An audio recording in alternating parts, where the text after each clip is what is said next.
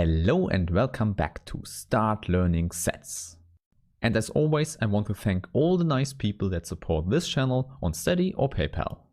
Today in part 5 we will continue talking about maps. In particular, we talk about images and preimages.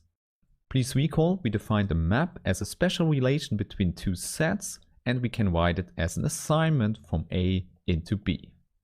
Here we call A the domain of the map F and B the codomain. Okay, so let's look again at an example.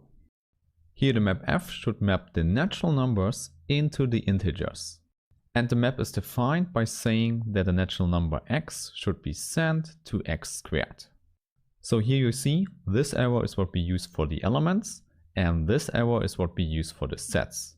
Or in other words, the second line here is simply a new notation we use for fx is equal to x squared.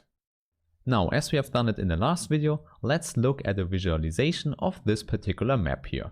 So here we have the natural numbers on the left hand side and the integers on the right hand side. And now we can draw our arrows. For example, 2 is mapped to 4. Here you see the limits of such a visualization. We can't draw all the arrows simply because we have infinitely many of them. However, it still can help us. For example, we see here immediately that we don't hit all the points in the codomain. Therefore, it makes sense to introduce a new set that consists of all the elements we actually hit. And this is what we call the range of the map. The common notation one uses for this is just given by shortening range and putting in the corresponding function f. Now we need to describe all the elements we actually hit, so we say it's the set of all the elements y in the set B, so on the right hand side, that satisfy that we find an element x on the left hand side that is sent to this element. Or to put this into a formula, we would write there exists an x in A such that f of x is equal to this y. Now you already know a lot of mathematicians like to shorten formulas, so they will just write the set of all f of x that satisfy that x is in A. You need to get used to something like this because in this notation everything is mixed up. However, maybe it's easily readable because it says you have a set consisting of elements of this form where x goes through the whole set A. And in the case that you don't find it readable, you can always translate it back to the thing it actually means. Okay, by knowing this, I think you're ready for the next example. Here the function f should be defined on the Cartesian product of R with itself. And the codomain should be just the real numbers R. This means that our input on the left hand side can be written as a pair x1, x2. And then we send it to the right hand side where we have a real number given as x1 squared plus x2 squared. In this example I want to take the real numbers because they can be visualized with the whole number line. Of course we didn't define the real numbers yet, but we will do this later. Therefore, if you don't know the real numbers yet, it's not a problem, you can just revisit this example later.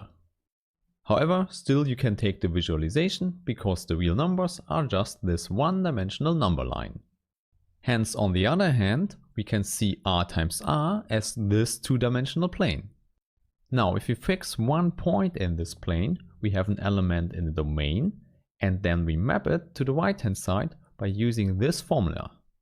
However, you might already see that this formula is connected to the Pythagorean theorem. So this pair here is mapped to a number that is greater than 0. It could also be 0, but only if we have chosen the origin here on the left hand side. In addition, we also know that this whole circle here is mapped to the same number here. Indeed, the radius squared gives us exactly this number. So our conclusion is different radii give us different numbers here on the right hand side, therefore the whole range would be this half line.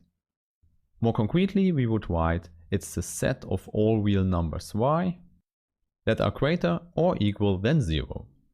Okay, I think that's good enough for this example. As I said, we will talk about the real numbers a lot later. But first we have to talk more about maps, in particular about images and preimages. We still have the same picture in mind. A map F goes from a set A into a set B. Now we already know the range of F are all the points in B that we hit with F. However, we can formulate a more detailed question and ask what are the points that we hit with a given set of points on the left hand side. So let's call this subset in A tilde. And the subset we hit on the right hand side is what we call the image of A tilde. The notation one uses for this subset is f of A tilde. Okay, with this picture in mind, we can formulate the correct definition. So for a subset A tilde, the image of A tilde under f is the following set. The collection of all the points y in B that satisfy that there exists an x in A tilde such that f of x is y. Now it might not surprise you that we can also here use the short formulation of this set. So all elements fx for x in A tilde. And when you see this, it makes sense that we use f of A tilde for the whole set. However, I use brackets here to remind you that we have a whole set here and not just an element. But sadly, often also parentheses are used in this notation here. Since this can lead to some confusion, I will totally avoid that and just use the brackets here. Okay, with all this, you now know what an image is. Now for the pre-image, we have to go the other way around, so we start with a subset in the set B. Therefore it looks like the same picture, but now we fix a set B tilde on the right hand side. And then we go to the left hand side and look which possible inputs are mapped into this set B tilde. And all these inputs together form a subset in A we call the pre-image of B tilde. At this point I don't think we have any problems writing down the formal definition of the set, so let's do it. We can say it's a set of all elements x in the left hand side, so in A, that satisfy that f of x is then an element of B tilde. Simply as that, take all the elements that lie after the map f acted in our chosen set. Now since we go from the right hand side to the left hand side, the symbol one has chosen for this is f to the power minus 1 of B tilde. Also here I will use the brackets to remind you that the input here is a set and not an element. However, in the same way as before, a lot of people will use parentheses there. Okay, this new symbol is now called the pre-image of B tilde under f. Now before we go to an example, I should alert you to some confusion that might occur here. This power minus 1 does not imply that we have an inverse map. We will talk about this later. The power minus 1 is just a reminder that the input set lies on the right hand side. Okay, now as promised, let's finish the video with some example. Let's take the function f, where the domain is given by the natural numbers and the codomain by the integers. Then we define the natural number x should be mapped to 0 if x is even and to x itself if x is odd.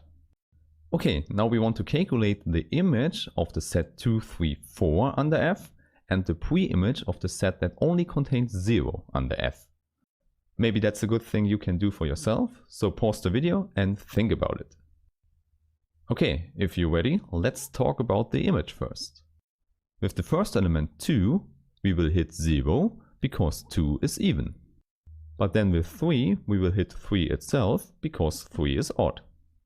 Then in the end, with the element 4, we will hit 0 again, therefore the image set is finished. Okay, very good. Let's go then to the pre-image. The question here is, which elements are sent to 0? From before we already know this happens for 2 and 4, but by definition we also know it happens for 6, 8 and so on. Hence this means that the pre-image here is just given by the even natural numbers. Okay, so if you have any questions, please use the comments, and you can also use the PDF version that is linked in the description. And with this, I hope I see you in the next video and have a nice day. Bye!